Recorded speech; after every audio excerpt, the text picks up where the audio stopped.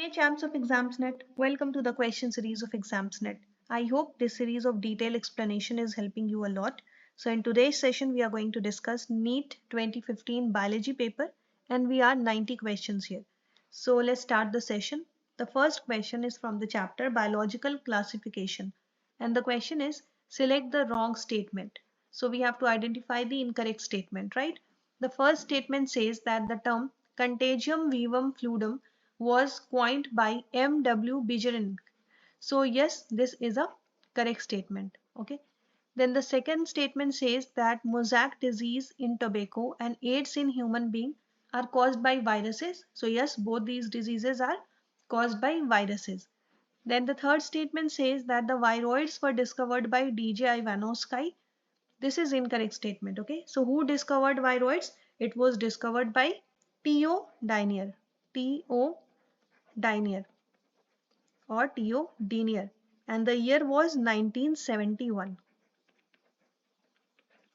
As you must know that viroids are much smaller than viruses. Okay. Then the last statement says W.M. Stanley showed that viruses could be crystallized. So this is also correct statement. The only wrong statement was third one. So option C is the correct answer. Question number 2 is again from biological classification, and here also we have to identify the incorrect statement. Okay. So let's read the statements. The first statement says that haploid endosperm is typical feature of gymnosperms. Yes, this is the correct statement. Okay. Second statement says brown algae have chlorophyll A and C and fucoxanthin. So yes, these pigments are present in brown algae, that means Phaeophyceae. Then the third statement says archegonia are found in Bryophyta, Pteridophyta and gymnosperms. This is also correct statement. And the last statement says mucor has biflagellate zoospores. So this is the incorrect statement. Okay. We know that mucor belongs to which class of fungi? Zygomycetes. Okay. Zygomycetes. Now, in these types of fungi, motile cells are absent. Okay. Here, motile cells, for example, zoospores are absent. So since zoospores is also a type of motile cells, so zoospores will not be present in mucor. Okay. Instead, in these fungi, asexual reproduction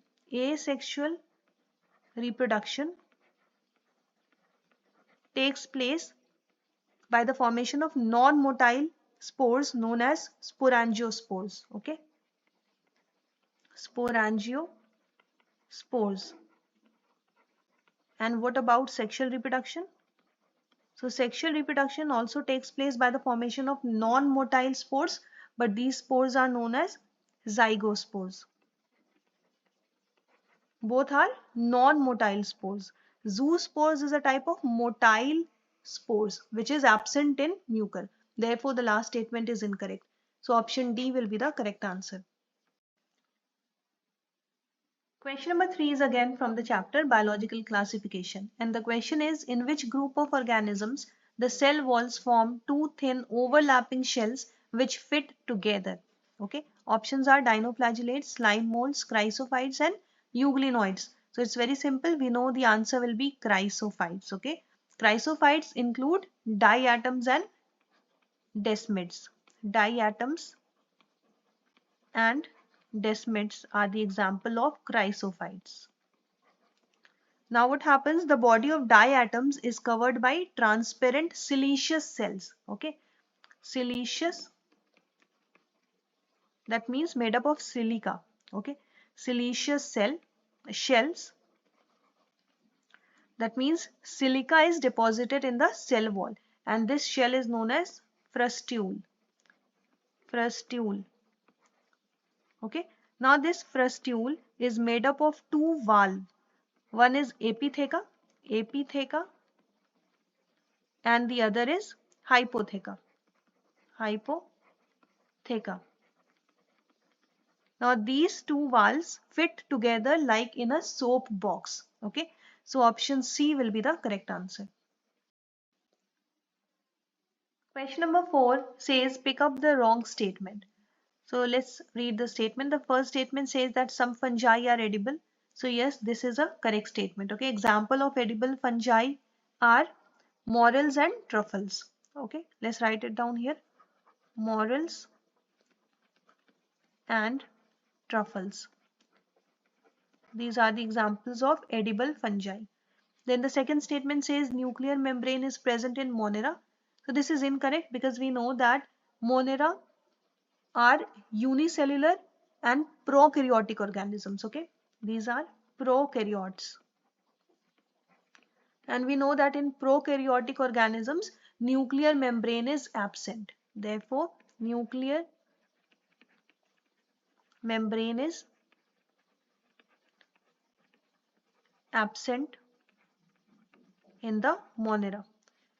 The third statement says cell wall is absent in animalia. Yes, this is correct. Cell wall is the feature of plants and prokaryotes. Okay, it is not present in animal kingdom. Therefore, this is correct statement. The last statement says protists have photosynthetic and heterotrophic modes of nutrition. This is also correct statement.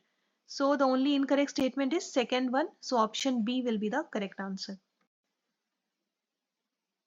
Next question says that the structures that help some bacteria to attach to rocks and to host tissues are. Options are mesosomes, holdfast, rhizoids and fimbriae. So we know that the correct answer is option D, fimbriae. Okay. Fimbriae are small bristle-like solid structures. They are bristle-like solid structures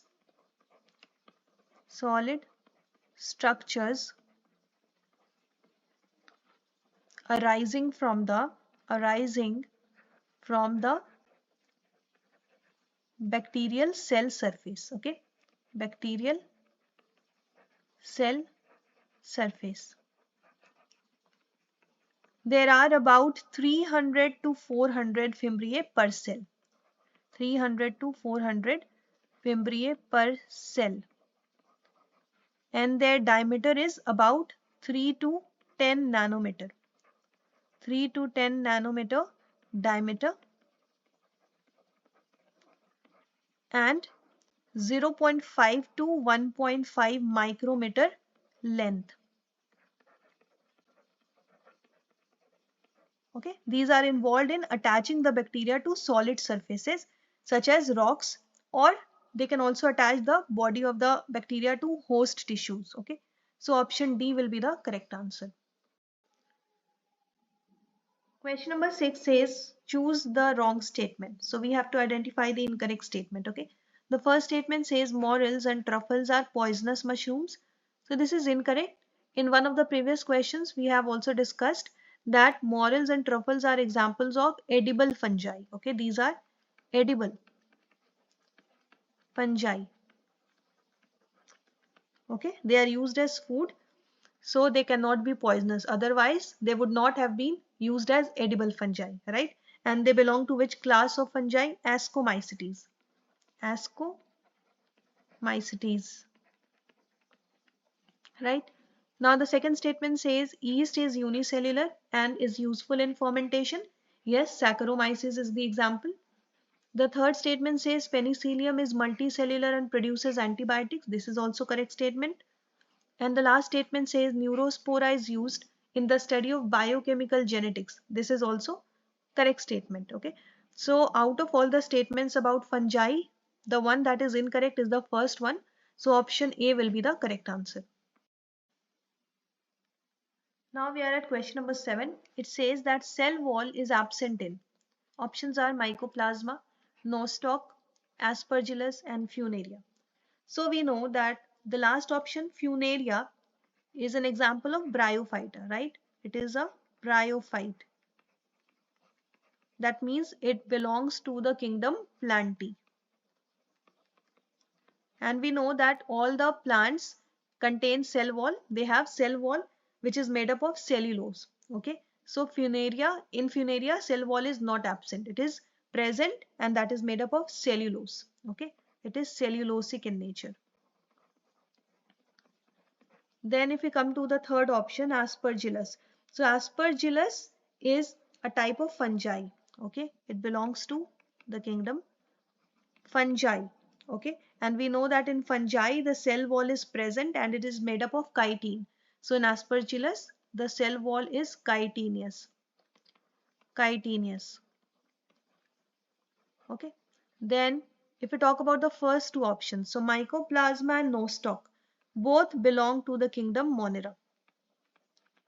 But in nostoc, the cell wall is present and it is made up of peptidoglycan. Peptidoglycan cell wall. Whereas in mycoplasma, cell wall is absent. Cell wall is absent. And you must be knowing that mycoplasmas are the simplest and smallest free living prokaryotes. Okay, smallest free living prokaryotes, which lack a cell wall. So option A will be the correct answer.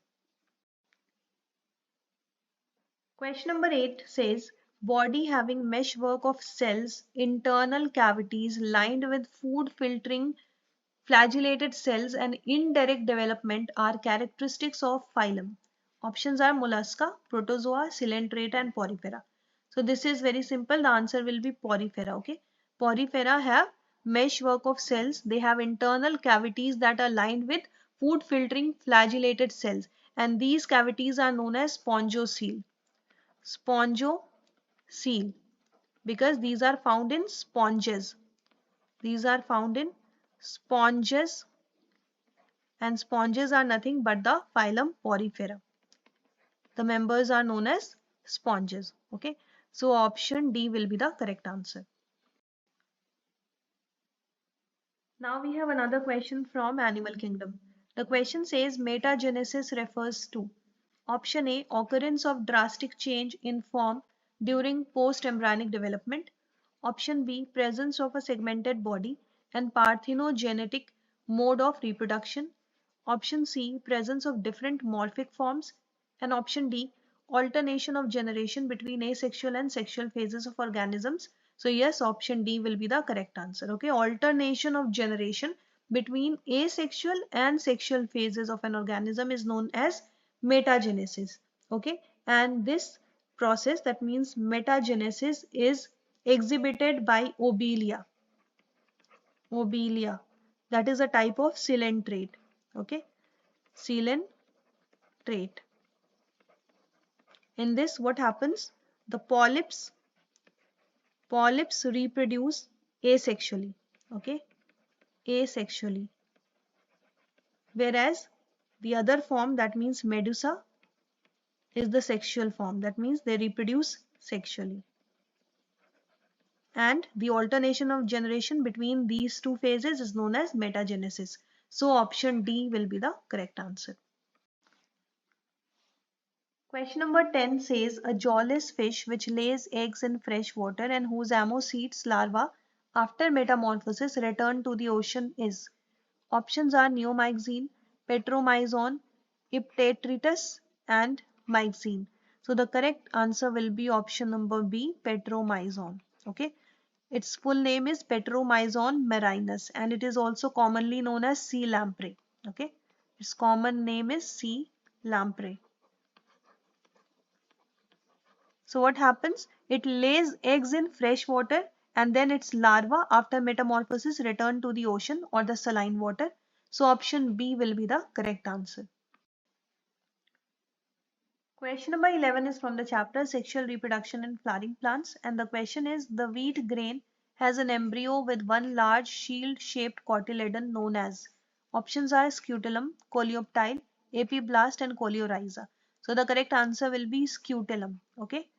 Wheat grain. So we know that the wheat is a type of monocot plant. Okay. Monocot. And we know that monocot means having one cotyledon. And if we talk about the family Poaceae to which the wheat belongs, so this family have the single cotyledon that is known as scutellum. Scutellum. So the correct answer will be option number A. Question number 12 is from the chapter Morphology of Flowering Plants, and the question is, among China rose, mustard, brinjal, potato, guava, cucumber, onion and tulip, how many plants have superior ovary? So we have total of 1, 2, 3, 4, 5, 6, 7, 8 plants here. Okay. So out of which 6 have superior ovary and only 2 have inferior ovary. Okay. So the ones which have inferior ovary are guava and cucumber. So these two have inferior ovary, inferior ovary, whereas all the others have superior ovary. So out of 8, 6 have superior ovary. So option D will be the correct answer. Question number 13 is from the chapter Morphology in Flowering Plants, and the question is, axile placentation is present in. So what is axile placentation? It is a type of placentation in which the placenta is axial. Okay, placenta is axial and the ovules are attached to it, are attached to it in a multilocular ovary, in a multilocular ovary. If you look at the options, the first option is P. So the type of placentation in P is marginal. Okay, in P's marginal placentation is found. Second one is argemone. So in argemone, parietal placentation is found. Then the third one is dianthus. In dianthus, free central type of placentation is present. Free central. And the last option is lemon. So in lemon, axile placentation is found. Axile placentation. Therefore, the correct answer will be option number D, lemon. Question number 14 says, roots play insignificant role in absorption of water in. Options are pea, wheat, sunflower and pistia. So we know that pea, wheat and sunflower, these are terrestrial plants, right? These are terrestrial plants, and in terrestrial plants, roots play significant role in absorption of water and minerals, not insignificant. Okay. The last option is pistia, which is an aquatic plant, and its name is water lettuce. Okay, it is also known as water lettuce. It is an aquatic plant. Aquatic plant. And we all know that in aquatic plants, roots are generally poorly developed, right? And they do not take part in absorption of water. So option D will be the correct answer. Here the water is absorbed by the general body surface of the plants, not by the roots specifically. So option D will be the answer here. Next question is from the chapter Biomolecules, and the question is, which of the following biomolecules does have a phosphodiester bond? Options are amino acids in a polypeptide, nucleic acids in a nucleotide, fatty acids in diglycerides and monosaccharides in polysaccharide. So the correct answer will be option number B, nucleic acids in nucleotide. Okay, they have phosphodiester bonds.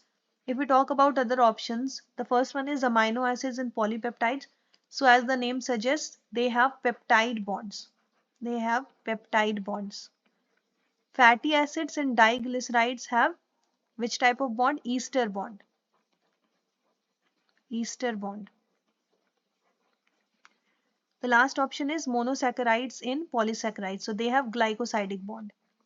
Glycosidic bond. Whereas nucleic acids in nucleotide have phosphodiester bond. Phosphodiester bond. Therefore, option B will be the correct answer. Question number 16 says that the chitinous exoskeleton of arthropods is formed by the polymerization of. Options are N-acetyl glucosamine, lipoglycans, keratin sulfate and chondroitin sulfate, and the last option is D-glucosamine. Okay, so the answer will be N-acetyl glucosamine, right? Now we know that the chitin is a structural polysaccharide that constitutes the exoskeleton of the arthropods. Okay, so the chitinous exoskeleton or the chitin is complex carbohydrate in which N-acetyl glucosamine monomers are joined by 1,4 beta linkages. Beta linkages. Okay, and this chitinous exoskeleton provides strength and elasticity. Strength and elasticity to the arthropods. So option A will be the correct answer. Question number 17 is from the chapter Cell Cycle and Cell Division, and the question is arrange the following events of meiosis in correct sequence. First one is crossing over, second one is synapsis, third one is terminalization of chiasmata, and the last one is disappearance of nucleolus. So all these are part of sub stages of prophase 1 of meiosis. Okay, so let's write down the 5 sub stages of prophase 1. These are leptotene, then zygotine, then the third one is pachytene, fourth one is diplotene, and the last one is diakinesis. Now here crossing over, that means exchange of chromatid segments occurs during the pachytene stage. Crossing over takes place during the pachytene. Then the second one here is synapsis. So synapsis means pairing of homologous chromosomes and it occurs during the zygotene. So synapsis occurs during the zygotene. Then the third one is here terminalization of chiasmata. So this terminalization of chiasmata, that means shifting of chiasmata towards the ends of the chromosomes, takes place during the diakinesis. Here we have to write terminalization of chiasmata, right? Terminalization of chiasmata. After that, disappearance of nucleolus also takes place during diakinesis. Disappearance of nucleolus. So if we arrange them in correct sequence, first will be synapsis, that means second, then crossing over, that means first one, then terminalization of chiasmata, third one, and then disappearance of nucleolus, that means fourth one. So 2, 1, 3, 4 will be the correct sequence. Option D will be the correct answer. Question number 18 is from the chapter Transport in Plants, and the question is root pressure develops due to. Options are passive absorption, active absorption, increase in transpiration, and low osmotic potential in soil. So the correct answer will be active absorption. Okay, active absorption creates the root pressure, and in this process the expenditure of energy, let's write it down here, expenditure of energy takes place for the movement of substances against the concentration gradient. Against the concentration gradient. Therefore, option B will be the correct answer. Question number 19 is again from the chapter Transport in Plants, and the question is a column of water within xylem vessels of tall trees does not break under its weight because of. Option A, lignification of xylem vessels. Option B, positive root pressure. Option C, dissolved sugars in water. And option D, tensile strength of water. So this is very simple. The answer will be tensile strength of water. Okay. What is tensile strength? It is the resistance of a material. Resistance of a material to breaking under tension. To breaking under tension.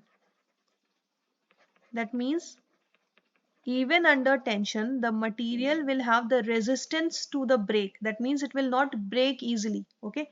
So the column of water within the xylem vessels of tall trees does not break under its weight due to this tensile strength of water. Okay. So option D will be the correct answer.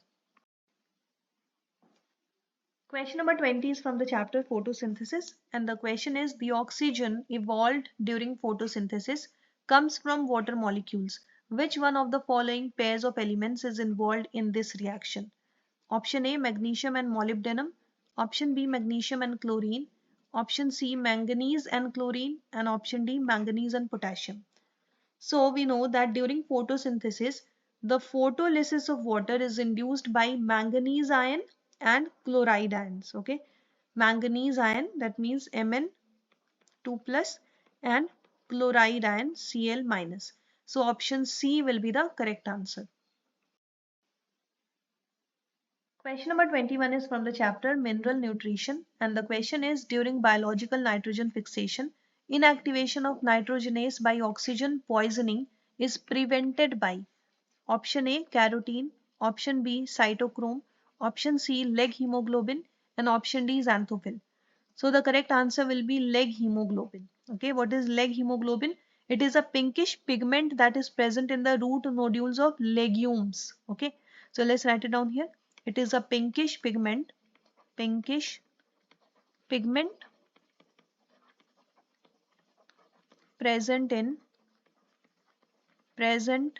in the root nodules of leguminous plants.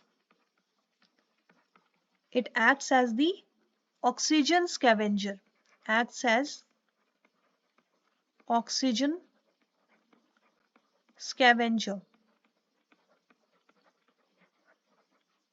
And thus it prevents the inactivation of the nitrogenase enzyme. Prevents inactivation of nitrogenase enzyme by oxygen poisoning.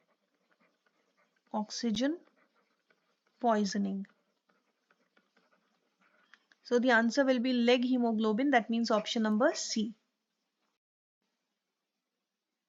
Next question is chromatophores take part in. Options are movement, respiration, photosynthesis and growth. So what are chromatophores? These are colors producing cells. Colors producing cells because they contain pigments, and these are found in blue-green algae. Found in blue-green algae. And they take part in the process of photosynthesis. So option C will be the correct answer. Question number 23 says, in photosynthesis, the light independent reactions take place at. Options are photosystem 2, stromal matrix, thylakoid lumen, and photosystem 1. So light independent reactions means we are talking about the dark reaction or Blackman's reaction.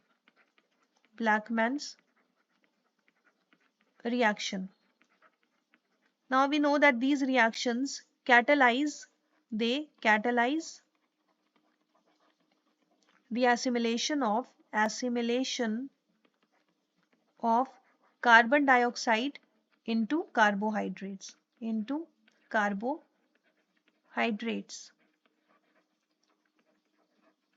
And these reactions of photosynthesis take place in the matrix of chloroplast, which is also known as stroma. So stromal matrix, option number B will be the correct answer.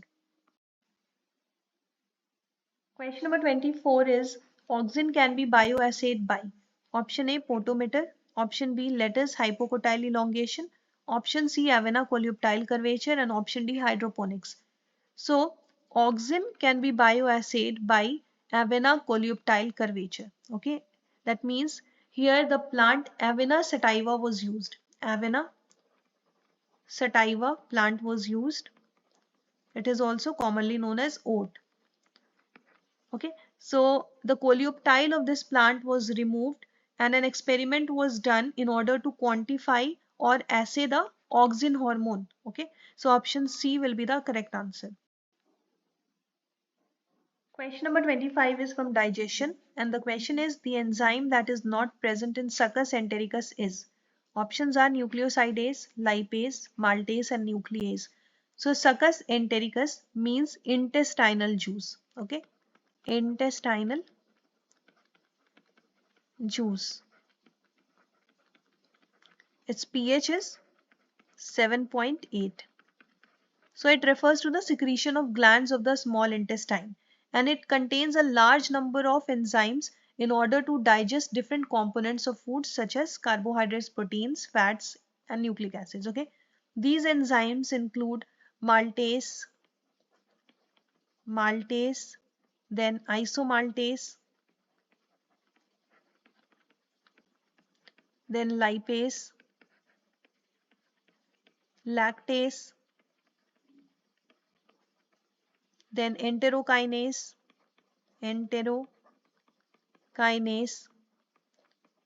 aminopeptidase, aminopeptidase. Then it also has nucleosidase,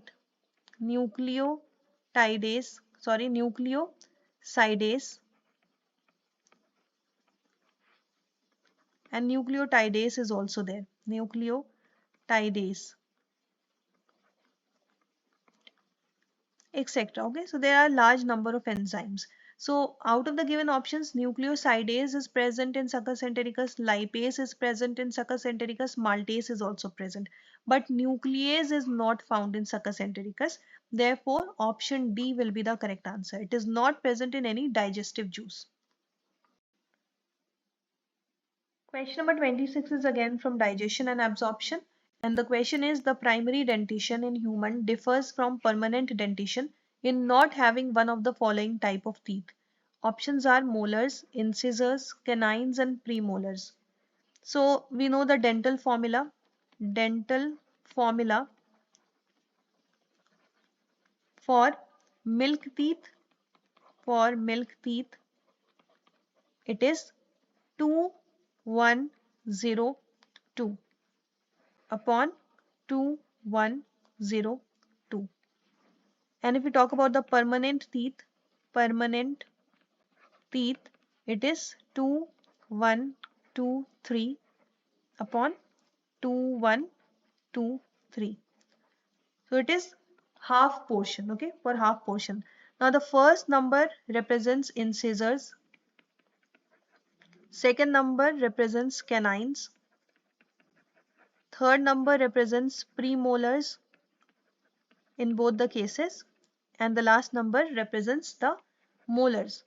So if you can see that incisors, canines, and molars, these are present in milk teeth as well as permanent teeth, but premolars are absent in the milk teeth. Okay, that means in the primary dentition, premolars are absent. So option D, premolars, will be the correct answer. Question number 27 is from the chapter Breathing and Exchange of Gases, and the question is name the pulmonary disease in which alveolar surface area involved in gas exchange is drastically reduced due to damage in the alveolar walls. Options are pneumonia, asthma, pleurisy, and emphysema. So it is a factual question. The answer will be emphysema. Okay. In this disease, emphysema, alveolar surface area is reduced due to the destruction of alveolar walls. So option D will be the correct answer. Question number 28 is from the chapter Body Fluids and Circulation, and the question is which one of the following animals has two separate circulatory pathways? Options are whale, shark, frog, and lizard. So we know that out of all the options, whale is the only one which is a mammal, right? It is a mammal. And in mammals, two separate circulatory pathways exist. You know that? One is systemic circulation. One is systemic circulation. And the other is pulmonary circulation. Pulmonary circulation. So what happens? Oxygenated and deoxygenated bloods received by left and right arteria respectively pass on to the left and right ventricles without mixing. Okay, oxygenated and deoxygenated bloods are not mixed. Oxygenated and deoxygenated blood are not mixed in this type of circulation, and this type of circulation is known as double circulation. Double circulation, because of having two different or two separate circulatory pathways. So option A will be the correct answer. Question number 29 is again from the chapter circulation, and the question is, doctors use stethoscope to hear the sounds produced during each cardiac cycle. The second sound is heard when option A, AV node receives signal from SA node. Option B, AV valves open up. Option C, ventricular walls vibrate due to gushing in of blood from arteria. Option D, semilunar valves close down after the blood flows into vessels from ventricles. Okay, so we know that the second sound is heard when there is closure of semilunar valves. Okay, so it is caused by the closure of the semilunar valves, and it marks the end of ventricular systole, end of ventricular systole. So the correct answer will be option number D. Semilunar valves close down after the blood flows into the vessels from ventricles. Question number 30 is from the chapter excretory products and their elimination. And the question is, human urine is usually acidic because option A, potassium and sodium exchange generates acidity. Option B, hydrogen ions are actively secreted into the filtrate. Option C, the sodium transporter exchanges one hydrogen ion for each sodium ion in peritubular capillaries.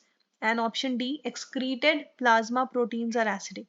So it's very simple. The reason is the presence of hydrogen ions. Okay, the hydrogen ions are actively secreted into the filtrate, and we know that hydrogen ions are components of acid. Okay, so this makes the human urine acidic in nature. Option B will be the correct answer. Question number 31 is from the chapter locomotion and movement, and the question is, which of the following is not a function of skeletal system? Options are production of body heat, then locomotion, then production of erythrocytes, and then storage of minerals. So locomotion, we all know that skeleton is used in the movement. Okay, so locomotion is the function of skeletal system. Then production of erythrocytes, that means RBCs. So we know that RBCs are produced in the bone marrow, and bones are part of skeletal system. So we can say that production of erythrocytes is the function of skeletal system. Then storage of minerals. So bones are made up of minerals, we know that. So they act as storehouse of minerals. They act as storehouse of minerals such as calcium and phosphorus. Calcium and phosphorus. So these three are the functions of skeletal system, whereas production of body heat is not the function of skeletal system. Okay, it is caused by the process of metabolism. That means it is the function of respiration, metabolism or respiration, not skeletal system. So option A will be the correct answer. Question number 32 is again from the chapter locomotion and movement, and the question is, which of the following joints would allow no movements? Options are synovial joint, ball and socket joint, fibrous joint, and cartilaginous joint. So the correct answer will be fibrous joint. Okay, So these are immovable joints because the bones are connected in these types of joints. Okay. Now we know that fibrous joints are found between the bones of the skulls, between the bones of the skull, and these are called sutures, right? So option C will be the correct answer. All the other joints mentioned here are, they allow movements. Okay. Question number 33 is from the chapter Neural Control and Coordination, and the question is, destruction of the anterior horn cells of the spinal cord would result in the loss of option A commissural impulses, option B integrating impulses, option C sensory impulses, and option D voluntary motor impulses. Okay. So we know that the anterior horn cells of the spinal cord contain cells with fibers. Okay, these cells contain, let's write it down here, they contain cells with fibers, with fibers that form anterior motor root end, and these are essential for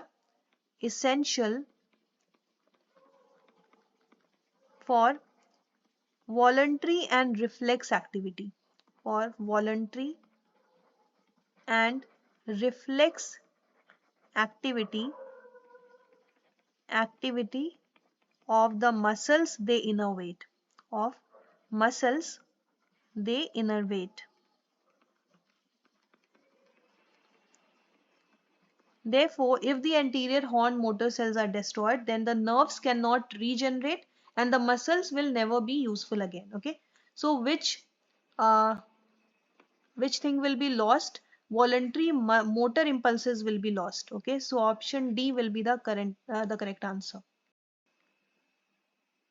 Question number 34 is again from the chapter Neural Control and Coordination, and the question is, in mammalian eye, the fovea is the center of the visual field where option A only rods are present, option B more rods than cones are found, option C high density of cones occur but has no rods, and option D the optic nerve leaves the eye. Okay, so first of all, let's see what is fovea. Now before fovea, we should know about the macula lutea. Okay, so what is macula lutea? It is a small yellow spot exactly opposite to the cornea. Okay, that is the macula lutea, and the central part of the macula lutea is known as fovea. It is the central part or a type of depression, central depression in the macula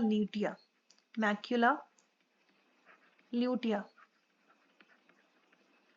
It acts to focus the light. Okay, now what happens, it has high density of cone receptors.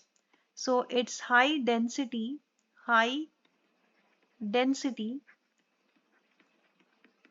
of cone receptors, or simply we can write cones, allows the human eye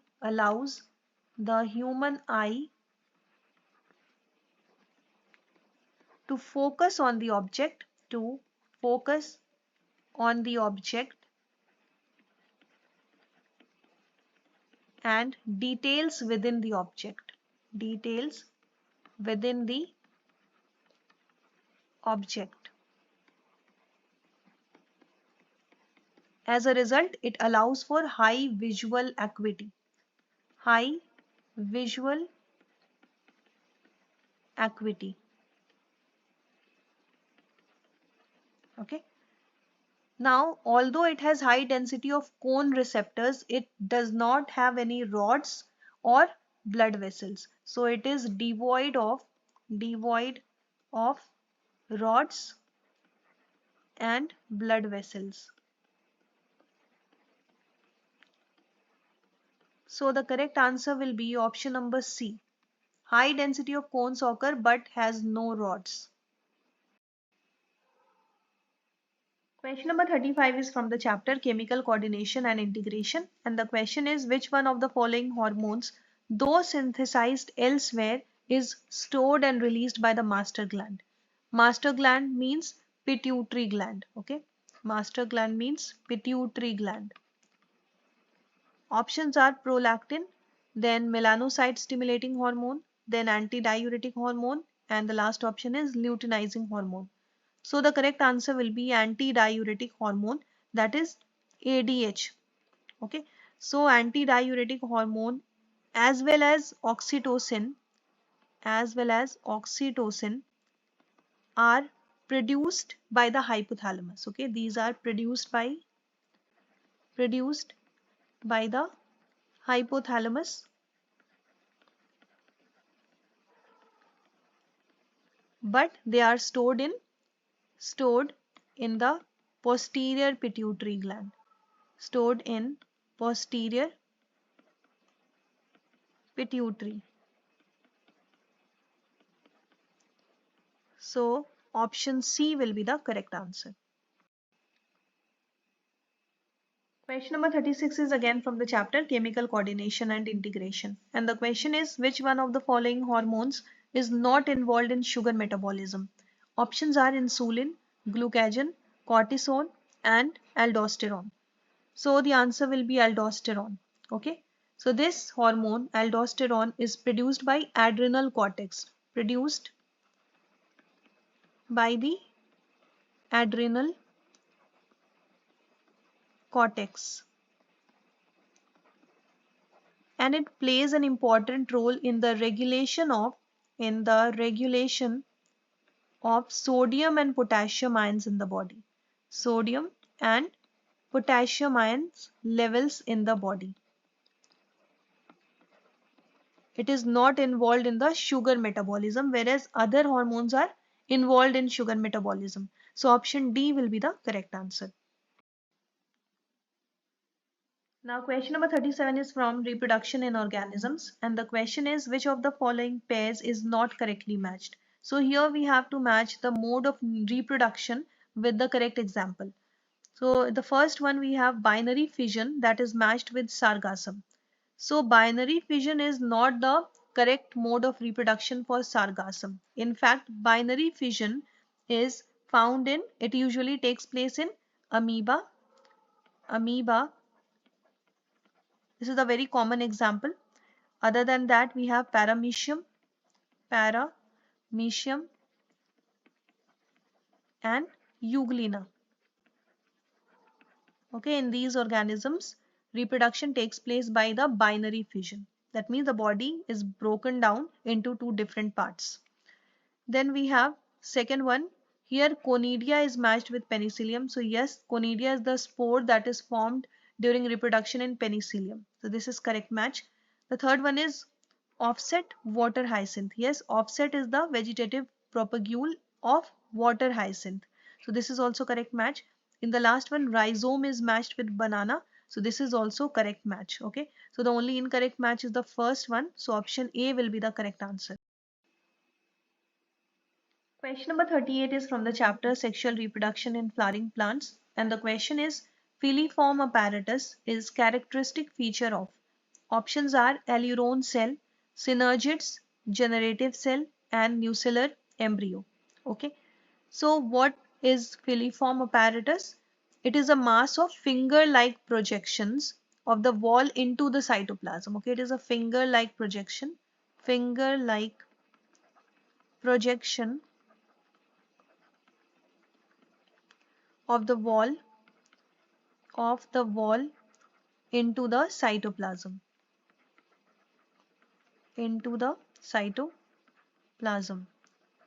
Where is it present? It is present in the synergids.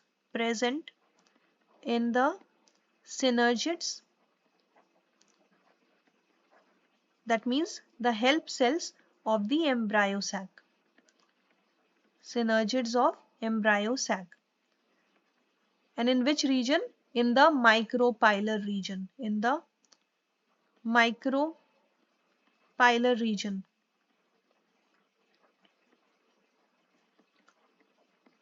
The function of filiform apparatus is that it guards the pollen tubes. It guards the pollen tubes inside the ovule, inside the ovule towards the embryo sac, towards the embryo sac. So where is it found? We can say filiform apparatus is a characteristic feature of synergids of the embryo sac. So option B, synergids, will be the correct answer. Question number 39 is again from the chapter Sexual Reproduction in Flowering Plants, and the question is, in angiosperms, microsporogenesis and megasporogenesis, option A involve meiosis, option B occur in ovule, option C occur in anther, and option D form gametes without further divisions. So see, their locations are not common. Both of them do not occur in ovule or anther. One of them occurs in anther, that is microsporogenesis. Okay, it takes place in the anther, whereas the other one, that is megasporogenesis, it takes place in the ovule.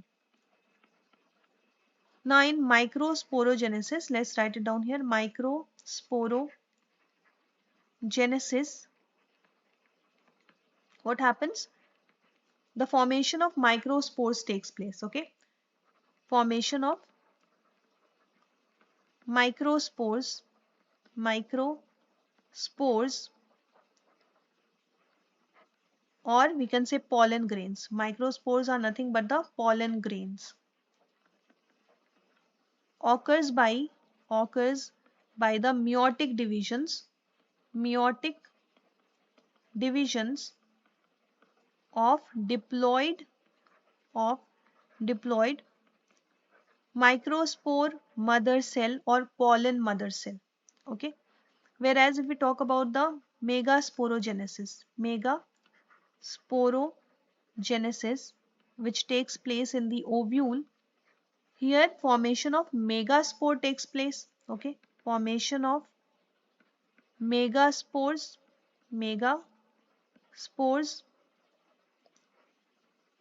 occurs by the meiotic divisions of diploid megaspore mother cell. Okay, megaspore mother cells. So what is common between them? The common thing is that both involve meiotic divisions. Okay, so they involve meiosis. So option A will be the correct answer. Question number 40 says flowers are unisexual in. Options are China rose, onion, pea and cucumber. So the answer will be cucumber. Okay, the flowers of cucumber are unicellular. It means they have only male flowers or only female flowers, whereas all the other flowers are bisexual. Okay, these have bisexual flowers. So the correct answer will be option number D, cucumber. Question number 41 is, which one of the following fruits is parthenocarpic? Options are jackfruit, banana, brinjal and apple. So what is meant by parthenocarpic fruits? Parthenocarpic fruits are those fruits which are formed without fertilization. Okay, these are formed without fertilization. And these fruits are naturally seedless. Naturally seedless. So out of the given options, which fruit is seedless? Banana is seedless, right? So this is parthenocarpic fruit.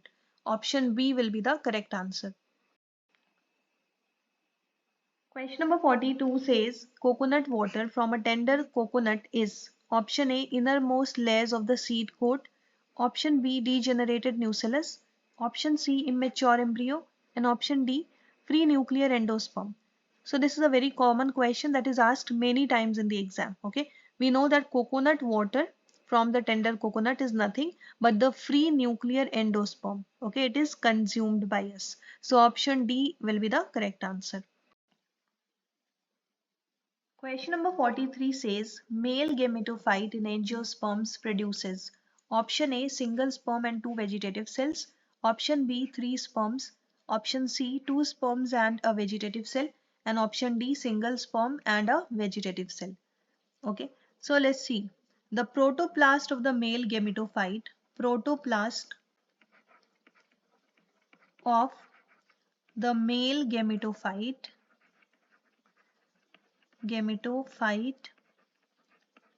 divides mitotically. Okay, it undergoes mitosis. So when it divides mitotically, it produces two unequal cells. One small generative cell, one small generative cell,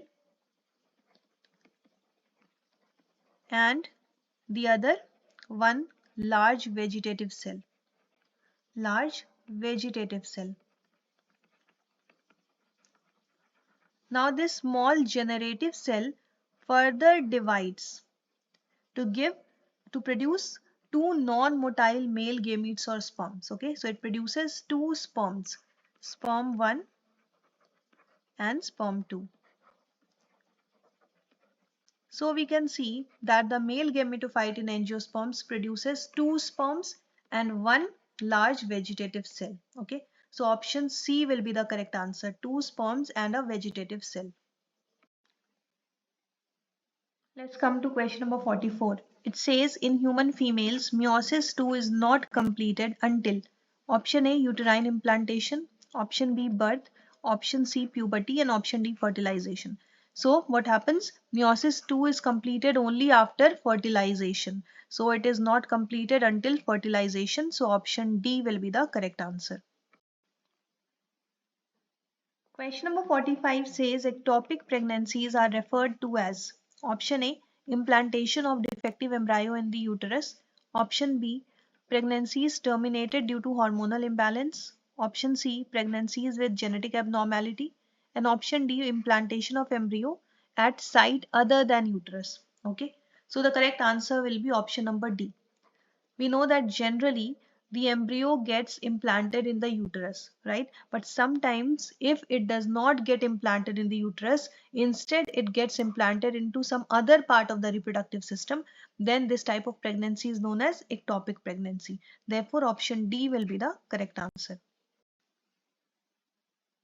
Question number 46 is again from the chapter Human Reproduction, and the question is, which of the following events is not associated with ovulation in human life? Option A, release of secondary oocyte. Option B, LH surge. Option C, decrease in estradiol. And option D, full development of Graafian follicle. So what is ovulation? It is basically the release of secondary oocyte from the ovary. Okay, it is the release of secondary oocyte from the ovary which takes place at about 14th day of the menstrual cycle. 14th day of the menstrual cycle.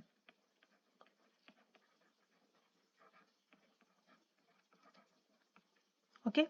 Now during this phase, two hormones, luteinizing hormone and follicle stimulating hormone, both these hormones attain a peak level. Okay. Attain a peak level. That means a surge in their level is seen. So let's see the options. The first one is release of secondary oocyte. So it is definitely associated with ovulation. Second one, LH surge is also associated with ovulation. And it is this LH surge which induces the rupture of the fully developed Graafian follicles. Okay. So this last option, that is full development of Graafian follicle, is also associated with ovulation. But the third one, that is decrease in estradiol, it is not associated with ovulation. So option C will be the correct answer. Question number 47 is from human reproduction, and the question is, which of the following layers in an antral follicle is acellular? Options are stroma, zona pellucida, granulosa, and theca interna. So the correct answer will be option number B, that is zona pellucida. Okay. So what are antral follicle? First of all, these are the follicles that form antrum. Okay. Follicles, let's write it down here. Follicles that form an antrum. and antrum during maturation. During maturation are called antral follicle, or they are also known as Graafian follicle. Graafian follicle.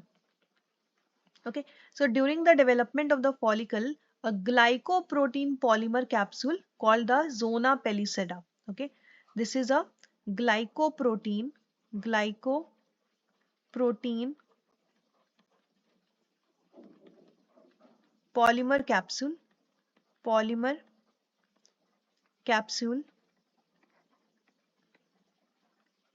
which is acellular. Okay, this is acellular. It forms around the oocyte. Forms around the oocyte. The oocyte, separating it from the surrounding granulosa cell. Separating it means separating the oocyte from the surrounding granulosa cell. Surrounding granulosa cell. So others are acellular layers, okay, whereas zona pellucida is the, others are cellular layers, whereas zona pellucida is the acellular layer. So option B will be the correct answer. Question number 48 is from the chapter Reproductive Health, and the question is, a childless couple can be assisted to have a child through a technique called GIFT.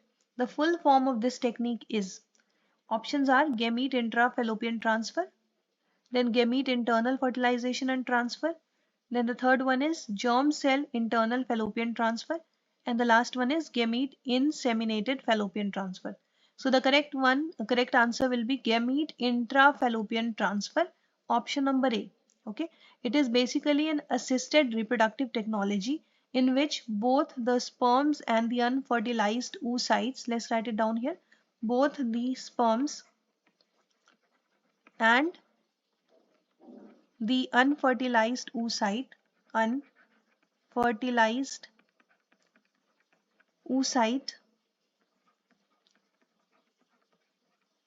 are transferred.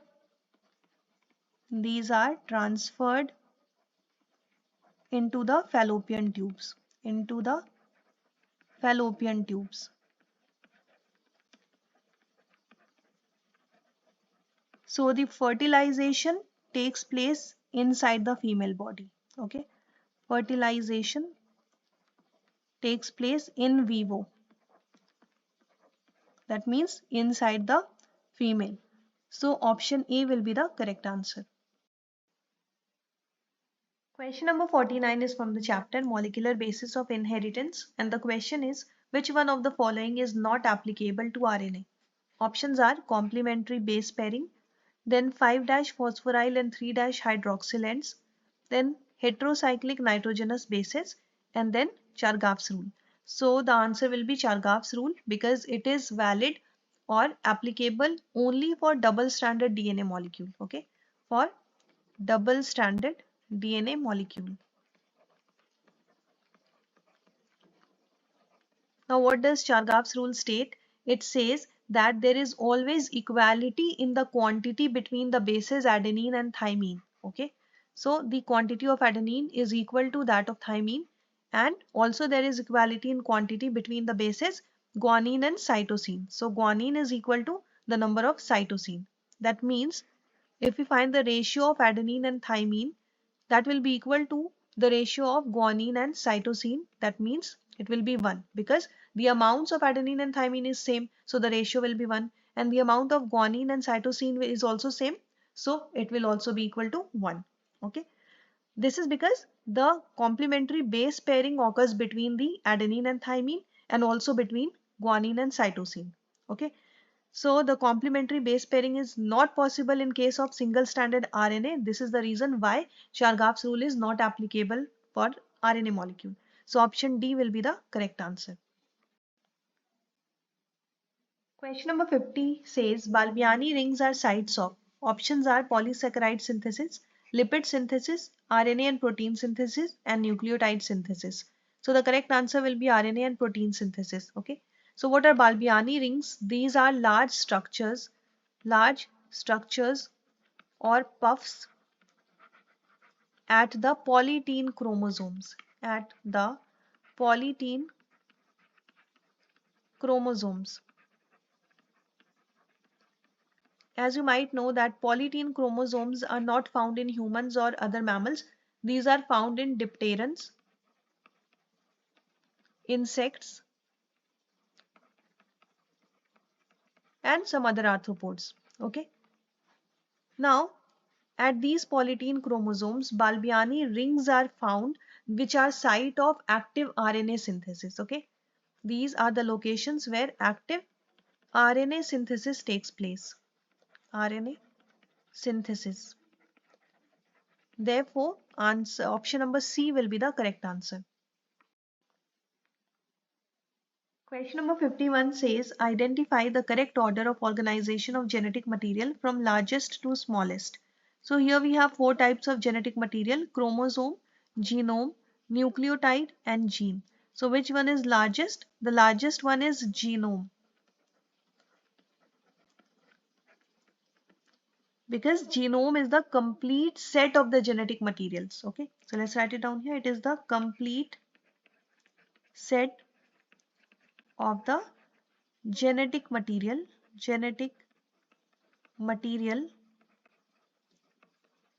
or the DNA that is present in a cell or an organism, including all genes, then regulatory sequences, and even non-coding DNA. Okay, so it is the largest of all. Then the second one will be your chromosome. After genome, we have chromosome, that is second largest according to the organization. So what is chromosome? It is a thread-like structure that is made up of DNA and protein. So let's write it down here. It is a thread-like structure made up of DNA and protein. Which protein? Histone protein mainly. Okay, and it carries the genetic information in the form of genes. And as you might be knowing that in eukaryotic cells, these chromosomes are found within the nucleus, whereas in prokaryotic cells, these are present in the cytoplasm. Now after chromosome, the third one will be gene. Gene is basically the unit of heredity. Okay, it is also known as unit of heredity. Okay, and it carries information for the synthesis of a particular protein or RNA molecule. Then the last one will be your nucleotide. Nucleotide is the smallest one among all the given options. Okay, so what is nucleotide? It is the basic building block of DNA or RNA. It is the building block of DNA or RNA. And what does nucleotide consist of? It consists of a nitrogenous base,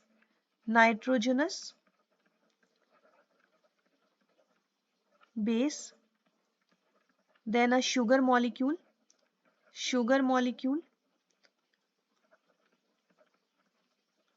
and the third part is a phosphate group. Okay, phosphate group. And the sequence of the nucleotides in DNA determine the genetic information and the traits of the organism. So here the correct order will be genome, then chromosome, then gene, then nucleotide. That means option C will be the correct answer. Question number 52 is again from the chapter Molecular Basis of Inheritance, and the question is, satellite DNA is important because it, option A, shows high degree of polymorphism in population and also the same degree of polymorphism in an individual which is heritable from parents to children. Then second option is, does not code for proteins and is same in all members of the population. The third option says that codes for proteins needed in a cell cycle, and the last option is that it codes for proteins needed in cell cycle. Okay, so these two are same. Anyways, the correct answer will be the first option. Okay, So what is satellite DNA? It is basically the highly repetitive DNA. Okay, let's write it down here. Satellite DNA is highly repetitive DNA that consists of, or we can write consisting of, short sequences. Short sequences. And these sequences are repeated a large number of times. Short sequences repeated a large number of times. This is the reason it shows high degree of polymorphism in population and also the same degree of polymorphism in an individual, and this is heritable from parents to their offsprings. Okay, so the first option will be the correct answer. Question number 53 says, which of the following diseases is caused by a protozoan? Options are influenza, babesiosis, blastomycosis and syphilis. So the correct answer will be babesiosis. Okay. It is a malaria-like parasitic disease that is caused by a protozoa named Babesia. Okay. And it is transmitted by the ticks. Transmitted by ticks. Now what happens? The parasite reproduces in the red blood cells. Let's write it down here. The parasite reproduces in the red blood cells of mammals and causes hemolytic anemia. Okay, and causes hemolytic anemia that is similar to malaria. It is similar to malaria. And we know that malaria is also caused by protozoa. If we talk about other options, influenza is a viral disease and it is caused by the influenza virus. Third one, that means blastomycosis, is caused by a fungus. Okay, it is a fungal disease and it is caused by blastomyces fungus. Blastomyces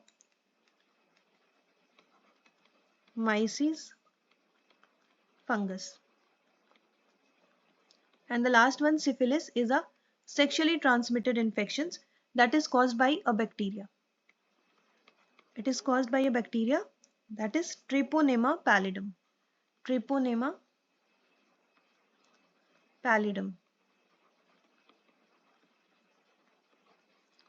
So according to the question, the correct answer will be option number B, babesiosis.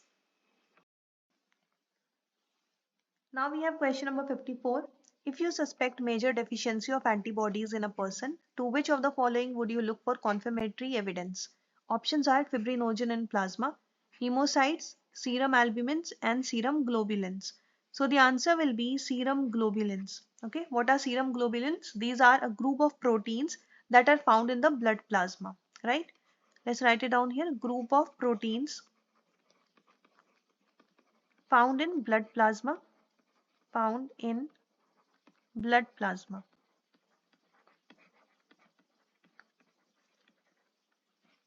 And what are the constituents? It consists of immunoglobulins, okay? Or we can write they include immunoglobulins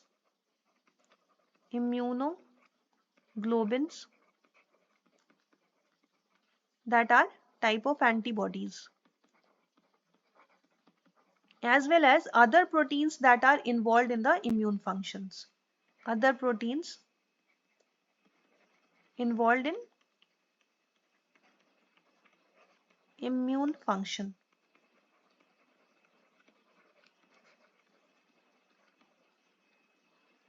So if the levels of immunoglobulins are significantly lower than the normal in this serum globulin test, then it may indicate that there is a deficiency of antibodies and further testing may be required to determine the cause. Okay, so option D, serum globulins, will be the correct answer. Now this is another question from Human Health and Disease, and the question is, which of the following immunoglobulins does constitute the largest percentage in human milk? Options are IgM, IgA, IgG and IgD. Okay, so the answer will be IgA, immunoglobulin A.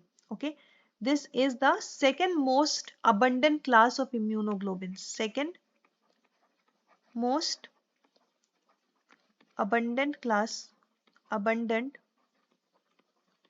class of immunoglobulins,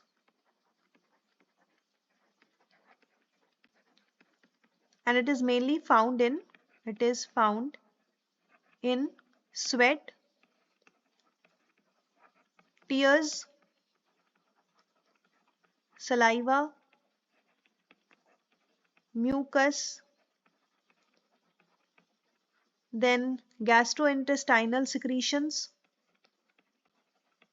and most importantly in the colostrum that is part of human milk. Okay, which is the largest class of immunoglobulins? It is IgG. Okay, it is found in the body fluids and tissue fluids. Okay, so according to the question, the answer will be option number B, immunoglobulin A. Question number 56 says, grafted kidney may be rejected in a patient due to. Options are humoral immune response, cell mediated immune response, passive immune response and innate immune response. So the answer will be cell mediated immune response. Okay, we know that cell mediated immunity consists of T lymphocytes, right? T lymphocytes. Now these T lymphocytes treat the protein in the transplanted tissue or organ as foreign and initiate cellular immunity against it. This is the reason why transplantation may result in the rejection of the organ. Okay, why? Because T lymphocytes treats the protein present in the transplanted tissue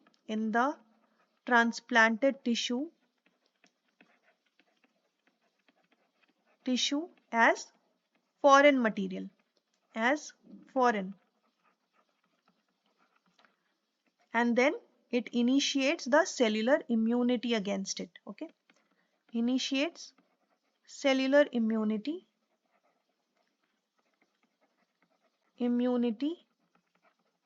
against it. As a result, the grafted kidney may be rejected. Okay, so option B will be the correct answer. Question number 57 is from the chapter Strategies for Enhancement in Food Production. And the question is, outbreeding is an important strategy of animal husbandry because it, option A, helps in accumulation of superior genes. Option B is useful in overcoming inbreeding depression. Option C is useful in producing pure lines of animals. And option D exposes harmful recessive genes that are eliminated by selection. So the correct answer will be that outbreeding is useful in overcoming the inbreeding depression. Okay. So what happens in outbreeding? It is the breeding of unrelated animals. Okay. Breeding of unrelated animals. Related animals. Now these unrelated animals may be different individuals of the same breed. They may be different individuals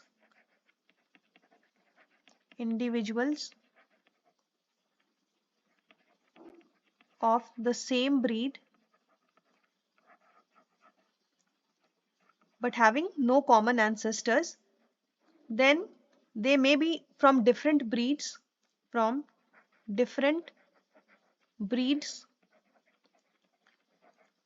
or they may be from different species entirely.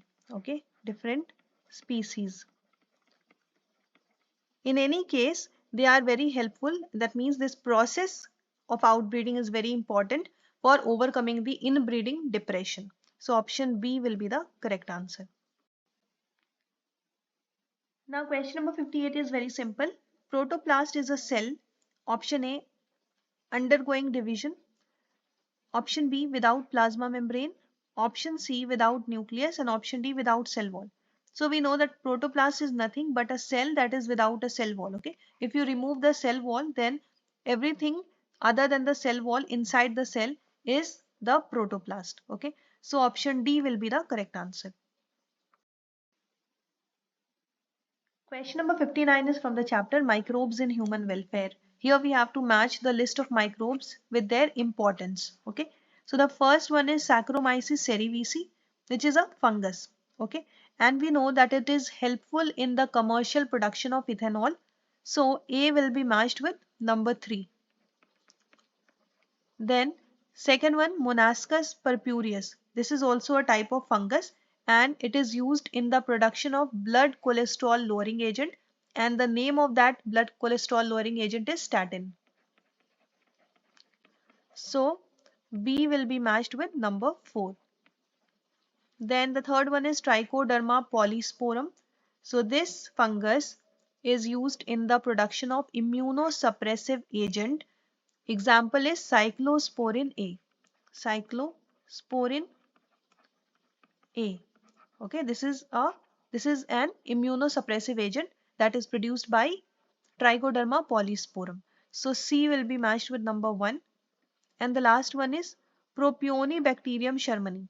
It is a type of bacterium that is useful in ripening of the Swiss cheese. Okay, so what is the function of this bacterium? It performs the anaerobic mode of reproduction and produces carbon dioxide. Okay, so D will be matched with number 2.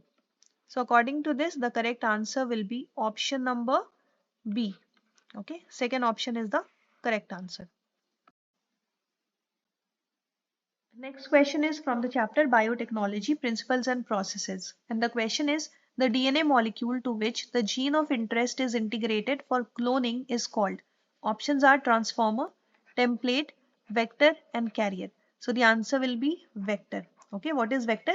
It is a DNA molecule that carries the foreign DNA. Okay, DNA molecule that carries a foreign DNA segment, and it replicates inside the host cell. Replicates inside a host cell.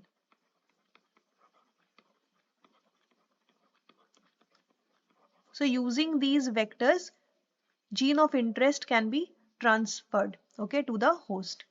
So the option number C will be the correct answer. Question number 61 is again from biotechnology, and the question is, the cutting of DNA at specific locations became possible with the discovery of. Options are restriction enzymes, selectable markers, probes and ligases. So the answer will be restriction enzyme. Okay, these are used for cutting DNA at specific locations, and that is why they are also known as molecular scissors. They are known as molecular scissors. So option A will be the correct answer. Question number 62 is from biotechnology and its applications. And the question is, golden rice is a genetically modified crop plant where the incorporated gene is meant for the biosynthesis of. Options are vitamin C, omega 3, vitamin A and vitamin B. So the correct answer will be vitamin A. Okay. We know that golden rice is a transgenic variety of rice, that means Oryza sativa. Scientific name of rice is Oryza sativa. So it is a transgenic variety of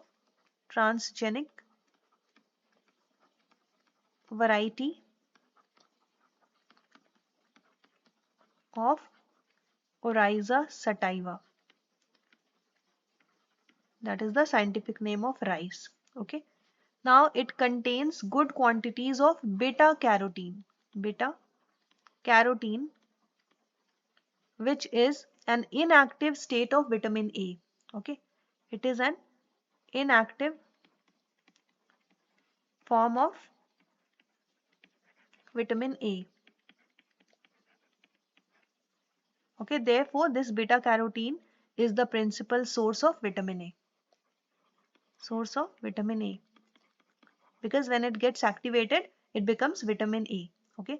Now, since the color of this rice is yellow due to the presence of beta carotene in it, therefore it is also known as golden rice. Okay. This beta carotene gives it a yellowish color, gives it yellow color,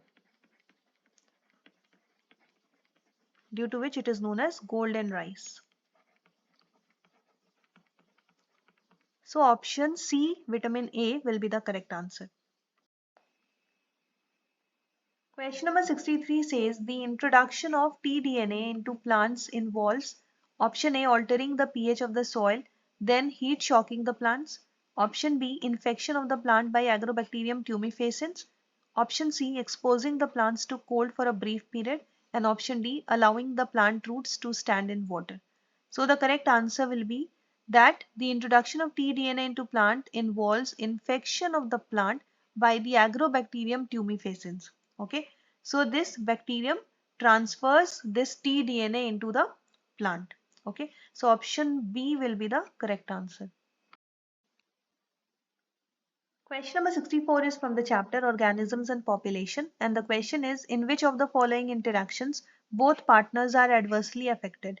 Options are competition, predation, mutualism, and parasitism. So the correct answer will be competition, okay, because in this type of interaction both partners are negatively affected. Okay, that means both the partners are harmed, none is benefited. Okay, if we talk about predation and parasitism, in these two, one is benefited and the other is harmed. Whereas in mutualism, both the partners are benefited from each other. So this is a positive type of interaction. So according to this question, the correct answer will be option number A, competition. Question number 65 is from the chapter Ecosystem, and the question is, an association of individuals of different species living in the same habitat and having functional interactions is, options are ecological niche, ecosystem, population, and biotic community. So the statement that is mentioned in the question is the simple definition of the biotic community. Okay, biotic community are is an association of the individuals of different species which are living in the same area and they are having functional interactions among themselves. So option D will be the correct answer. Now question number 66 is, most animals that live in deep oceanic waters are, options are primary consumers, detrivores, tertiary consumers, and secondary consumers. So which type of animals live in deep oceanic waters? Detrivores live there. Okay, and these detrivores are the organisms that feed on dead and decaying residues of plants and animals. Okay, so they feed on dead plants and plants and animal residues that are available in that area. Okay, so option B will be the correct answer. Now next question says, during ecological succession, option A, the establishment of a new biotic community is very fast in its primary phase. Option B, the number and types of animals remain constant. Option C, the changes lead to a community that is in near equilibrium with the environment and is called pioneer community. And the last option is, the gradual and predictable change in species composition occurs in a given area. So what happens during ecological succession? There is a gradual and predictable change in the composition of the species. Okay, so option D will be the correct answer. Question number 68 is, in which of the following both pairs have correct combination? First one is gaseous nutrient cycle, sulfur and phosphorus, and sedimentary nutrient cycle, carbon and nitrogen. So this is incorrect. Okay, because sulfur and phosphorus are sedimentary nutrient cycle and carbon and nitrogen are gaseous nutrient cycle. The second option is gaseous nutrient cycle, sulfur and phosphorus, again incorrect because we know that sulfur and phosphorus are sedimentary nutrient cycle. Then the third one is gaseous nutrient cycle, carbon and sulfur, again incorrect, sulfur is sedimentary nutrient cycle. Okay, then the last one is gaseous nutrient cycle, carbon and nitrogen, yes, and sedimentary nutrient cycle, sulfur and phosphorus, yes, this is also correct. So in this one, both the pairs are correct combinations. So option D will be the correct answer. Question number 69 says the species confined to a particular region and not found elsewhere is termed as, options are alien, rare, endemic and keystone. So the correct answer will be endemic species. Okay, these are found in a particular type of region because they are specially adapted to that particular area. Okay, and therefore they are not easily found elsewhere. So this is a simple definition based question. Okay, answer will be option number C. Question number 70 says acid rain is caused by increase in the atmospheric concentration of, option A, sulfur trioxide and carbon monoxide, option B, carbon dioxide and carbon monoxide, option C, ozone and dust, and option D, sulfur dioxide and nitrogen dioxide. So the answer will be sulfur dioxide and nitrogen dioxide. Okay, we know that acid rain is caused by the large scale emission of acidic gases. Okay, it is caused by, let's write it down here, caused by large scale emission, large scale emission of acidic gases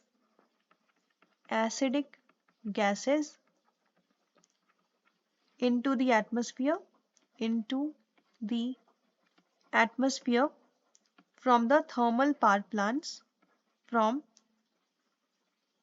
from thermal power plants,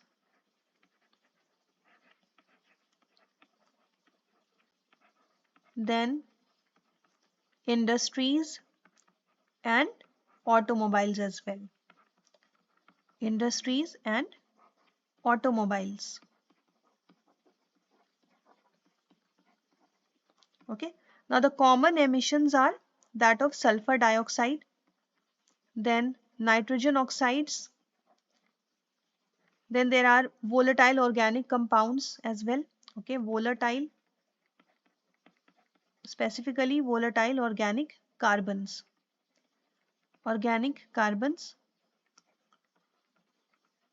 and then there are hydrogen chlorides. Okay, so these sulfur dioxide get converted into sulfuric acid and nitrogen oxides are converted into the nitric acid. And how does it happen? When they combine with oxygen and water, and later on they fall on earth in the form of acid rain. Okay, so option D will be the correct answer. Question number 71 is from environmental issues, and the question is eutrophication of water bodies leading to killing of fishes is mainly due to non-availability of, options are light, food, essential minerals and oxygen. So it's very simple again. Eutrophication, what is eutrophication? We know that it is a process in which the water body becomes enriched in dissolved nutrients. Okay, water body is enriched in dissolved nutrients.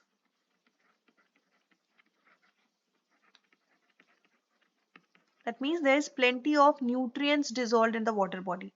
Now the presence of these nutrients stimulates the growth of unnecessary aquatic plants. Okay, so they stimulate the growth of aquatic plants. So these plants then consume large amount of oxygen. So it results in the depletion of oxygen. It results in the depletion of oxygen. Okay, so there is non-availability of oxygen in the water body, which leads to the death of fishes and other organisms living there. Okay, so option D, oxygen, will be the correct answer. Then the next question is the UN Conference of Parties on Climate Change in the year 2012 was held at. Options are Lima, Warsaw, Doha and Durban. So the correct answer will be Doha. Okay, that means in Qatar. So this UN Conference of Parties on Climate Change in the year 2012 was held in Doha, Qatar from 20th of November from 20th of November to 8th of December 2012. Okay, and the motive was to extend the life of the Kyoto Protocol. So option C will be the correct answer. Now next question. Increase in concentration of the toxicant at successive trophic levels is known as. Options are biomagnification, biotransformation, biodeterioration and biogeochemical cycling. So this statement mentioned in the question is the definition of biomagnification. Okay, what is biomagnification? It means an increase in concentration of toxins on passing through different trophic levels of a food chain. Okay, so if when it passed through the different trophic levels, then the amount of toxins goes on increasing in every next trophic level. Okay, so this process is known as biomagnification. So option number A will be the correct answer. Question number 74 says, which of the following are most suitable indicators of sulfur dioxide pollution in the environment? Options are conifers, fungi, algae and lichens. So the correct answer will be lichens. What are lichens? It is the symbiotic relationship between fungi and algae. Symbiotic relationship between fungi and algae. Now these lichens cannot grow in places where sulfur dioxide is present. Okay, they cannot grow where sulfur dioxide is present in the environment, and this is why they are the suitable indicators of sulfur dioxide pollution, because they will not be able to grow if there is sulfur dioxide pollution. Okay, so option D will be the correct answer. Question number 75 is from the chapter Anatomy of Flowering Plants, and the question is, read the different components from 1 to 4 in the list given below and tell the correct order of the components with reference to their arrangement from outer side to the inner side in a woody dicot stem. So here we have secondary cortex, wood, secondary phloem and phloem. So we have to arrange them from outer to inner side, right? So the outermost will be phloem, then secondary cortex, then secondary phloem,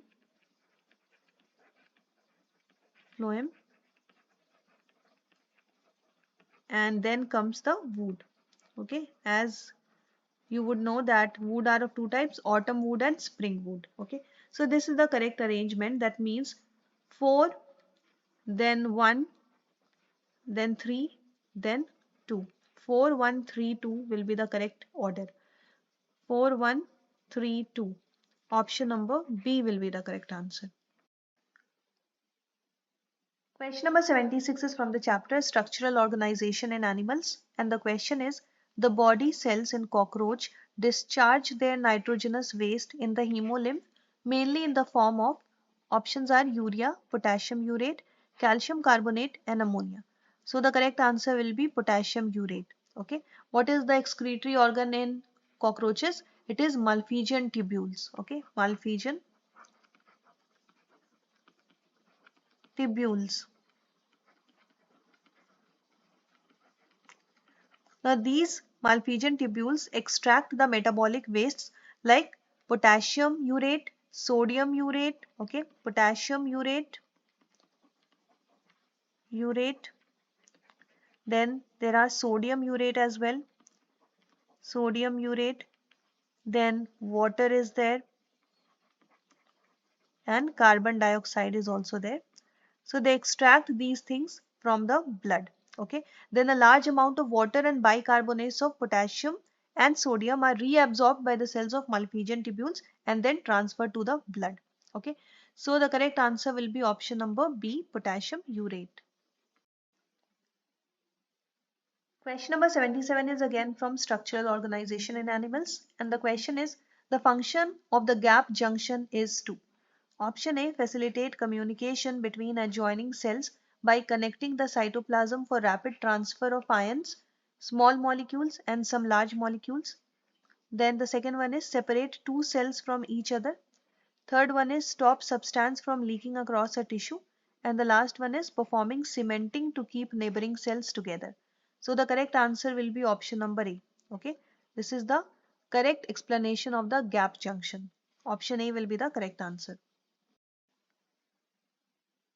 Question number 78 is from the chapter photosynthesis, and the question is match the columns and identify the correct option. So the first one is thylakoids. What are thylakoids? These are the flat membranous sacs in the stoma. So A will be matched with number 3. Then the second one is cristae. So what are cristae? They are infoldings of the mitochondria. Okay. So B will be matched with number 4. Then C, cisternae. What are cisternae? These are the disc-shaped sacs in the Golgi apparatus. So it will be matched with number 1. And the last one is chromatin. So these are nothing but the condensed structure of the DNA are known as chromatin. So D should be matched with number 2.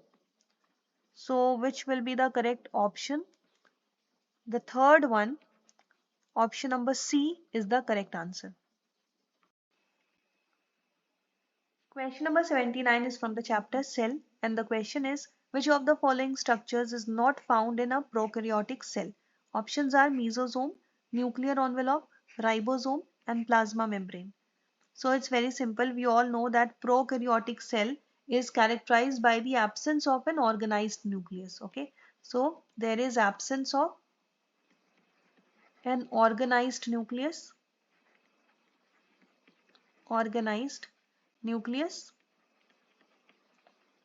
That means the nucleus does not have a nuclear membrane. Okay, no nuclear membrane is present.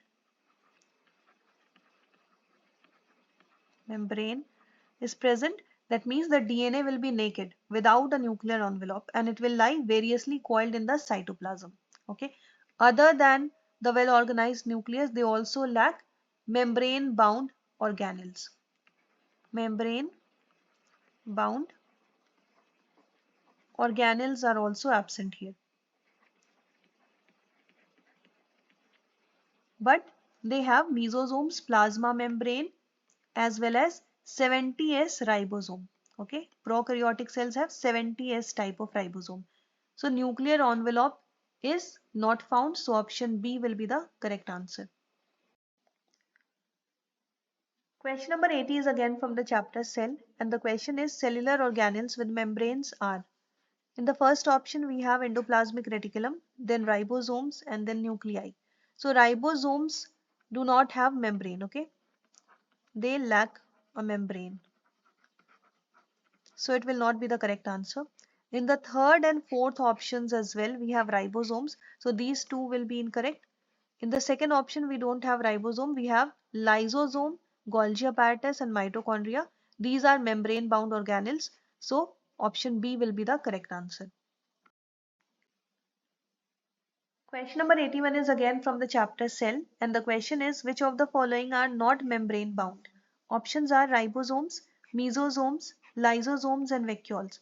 So in the previous question only we have discussed that ribosomes do not have membrane. Therefore it is quite clear that the answer will be option number A, ribosomes. So these are basically just naked ribonucleoprotein. Okay, so let's write it down here. They are naked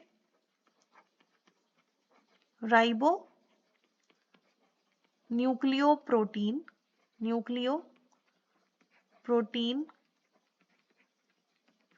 protoplasmic particles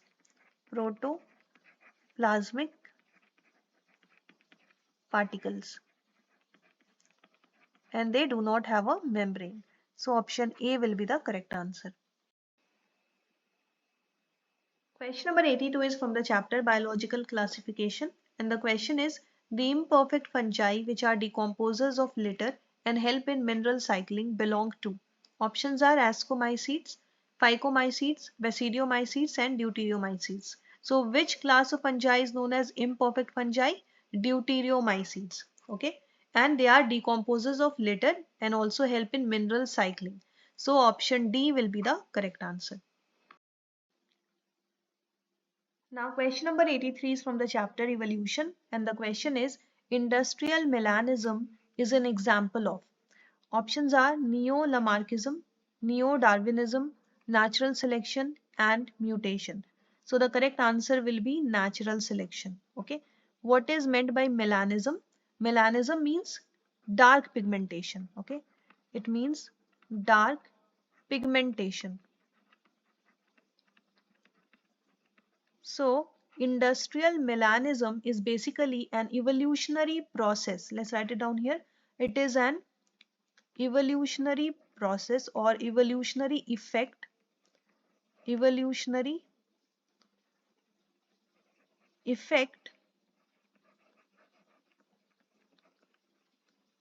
where dark pigmentation has evolved. Dark pigmentation has evolved. And what is the reason behind this? The reason is the industrial pollution. Okay. So dark pigmentation has evolved in an environment that is affected by industrial pollution. Real pollution such as sulfur dioxide gas and dark soot deposits, etc. Okay, so this is an example of natural selection. Option number C will be the correct answer. Next question is from the chapter Principles of Inheritance and Variation, and the question is in the following human pedigree, the filled symbols represent the affected individuals. Identify the type of the given pedigree. Okay, so here this is the female, or we can say it is the mother. Okay, and this square one is the father. Okay, so here we can see that the father is carrying the disease. Mother is not carrying the disease. The father is carrying the disease. And we know that father has one X chromosome and one Y chromosome. Okay. So first we have to identify whether it is an X-linked disorder or an autosomal disorder. So if it is an X-linked disorder, okay, what happens in an X-linked disorder? In an X-linked disorder, if the father is carrying the disease, then this disease will be passed on only to the daughter, not to the son, because daughter will receive this X chromosome, son will receive the Y chromosome. And if it is an X-linked disorder, then Y will remain unaffected. Okay. So if it is an X-linked disorder, then the disease will pass only to the daughter, only to the daughter from father. Okay, because the son will not receive the X chromosome, so he will remain unaffected. But in this pedigree, you can see in the second generation, both daughter and son are affected. Okay, this square is the son, so son is also affected. That means it is not an X-linked disorder, otherwise he would have been unaffected. So that means it is an autosomal disorder. It is an autosomal disorder. So one thing is clear. Now whether it is an autosomal dominant or it is an autosomal recessive. So we have to remember another fact here, that if it is an autosomal dominant or any kind of dominant, then what will happen? None of the generations will be skipped. None of the generations will be skipped. That means the disease will pass to each and every generation. Okay, but here in the third generation, you can see that all the three individuals from this female, all the three progeny of this female are unaffected. In the last one also, all the two progenies of this male are unaffected. That means this disease has skipped a generation. So it is not dominant, it is recessive. So it is an autosomal and it is a recessive. That means it is an autosomal recessive disorder. So option fourth one, option D, last one will be the correct answer. Question number 85 is from the chapter Evolution, and the question is the wings of a bird and the wings of an insect are. Option A, homologous structures and represent convergent evolution. Option B, homologous structures and represent divergent evolution. Option C, analogous structures and represent convergent evolution. And the last option is phylogenetic structures and represent divergent evolution. So the wings of birds and wing of insects have different origins, okay? They have different origins as well as different structures. But both of them perform the same function, that is of flying, okay? So they have same function, that is flying. So this type of evolution where the structures have different origin, they are coming from different origins, but they are converging at a point, that point is the function, okay? So they are coming from different origins, but they are performing the same function. So this type of evolution is known as convergent evolution. Convergent evolution.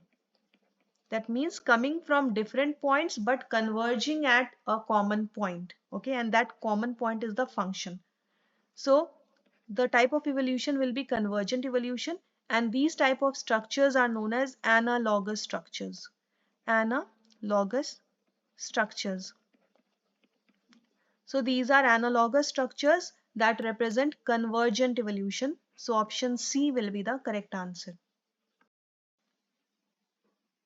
Question number 86 is from the chapter Principles of Inheritance and Variation.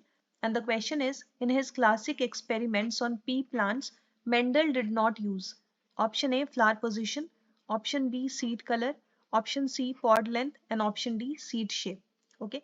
So we know that Mendel had used 7 characters. Okay. He had considered 7 characters. First one was stem height, then flower color, then flower position,